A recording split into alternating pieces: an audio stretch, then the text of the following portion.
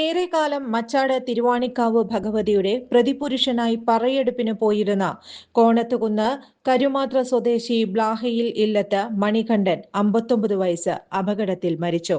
കനത്ത മഴയിൽ ശ്രീനാരായണപുരം പടിഞ്ഞാറെ വെമ്പലൂർ റോഡിൽ പോഴങ്കാവിലാണ് അപകടം നടന്നത്.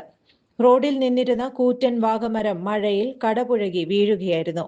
മരത്തിനടിയിൽപ്പെട്ട മണികണ്ഠൻ ഇളയത് തൽക്ഷണം തന്നെ മരിച്ചു.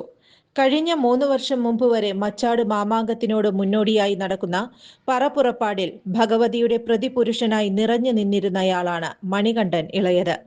മകൻ പ്രസാദാണ് ഇപ്പോൾ പറയെടുപ്പിന് എത്തുന്നത്. മച്ചാട് തിരുവാണിക്കാവ് ഭഗവതി ക്ഷേത്രത്തിലെ ആചാരാനുഷ്ഠാനങ്ങൾ കൊണ്ട് ഏറെ പ്രത്യേകതയുള്ളതാണ് പറയെടുപ്പ്. പ്രത്യേക പൂജകൾക്ക് ശേഷം ഭഗവതിയുടെ പ്രതിപുരുഷനായുള്ള ഇളയത് തന്നിലേക്ക് ആവാഹിച്ച ശേഷമാണ് പറയെടുക്കാനായി ഗ്രാമങ്ങളിലേക്ക് പോകുക. ആണ്ടിലൊരിക്കൽ വീടുകളിലെത്തുന്ന ഭഗവതിയുടെ പ്രതിപുരുഷനെ ഏറെ ഭക്തിയോടെയാണ് ജനങ്ങൾ സ്വീകരിക്കുക.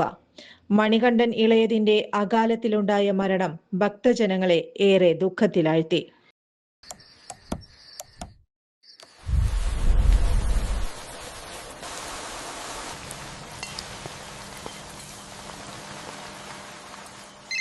ചേട്ടാ, വീടിന് പുറത്തെ ലൈറ്റ് ഒന്ന് ഓണാക്കുവോ? ഫുള്ളിരുട്ട. ഇപ്പം ഇടാം.